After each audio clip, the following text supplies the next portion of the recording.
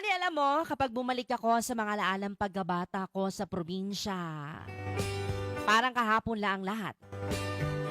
Yung simpleng buhay, yung bang mga bagay dati, Madi, na hindi mo pinapansin pero ngayon, namimiss mo na.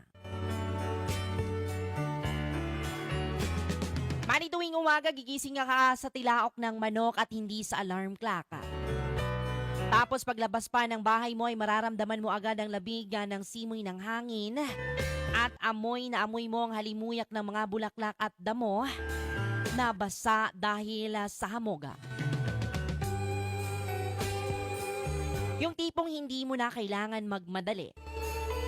Dati, yung bang walang cellphone na hawak-hawakan, kundi pamalo lang ni nanay kapag late ka ng gumising. Tapos, didiretso ka na lang sa taniman o kaya sa bukid. Hindi pong mag-harvest ka na lang ng prutas o gulay, mga kaibigan.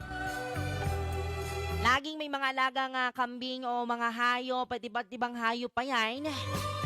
Kaya bago pa man makakain sa agahan ay kailangan mo munang unahin na pakainin ang mga alagang hayop na manok at baboy. Mga Madi, ang saya ng laro namin noon. Simple lang pero sobrang saya. Yung tipong naglalaro lang kami ng tago-taguan sa may damuhan o di kaya gagawa kami ng mga baril-barilan gamit ang mga sanga at puno ng dahon. Di na kailangan ng gadgets noon, mga kaibigan, kasi sapat na ang kalikasan para mag-enjoy ka.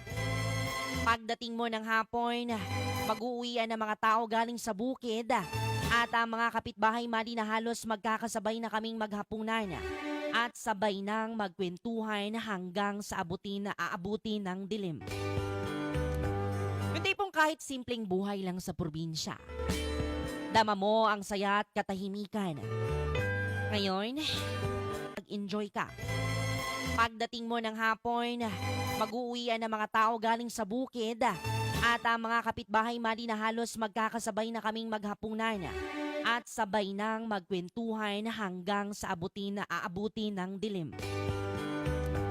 Yung tipong kahit simpleng buhay lang sa probinsya, dama mo ang saya at katahimikan. Ngayon, habang abala tayo sa mga bilis na buhay sa syudad, minsan, gusto ko na lang bumalik sa panahong iyon. Doon dahil simpleng buhay, kung saan walang masyadong iniintindi, kundi kung paano ka lang magiging masaya.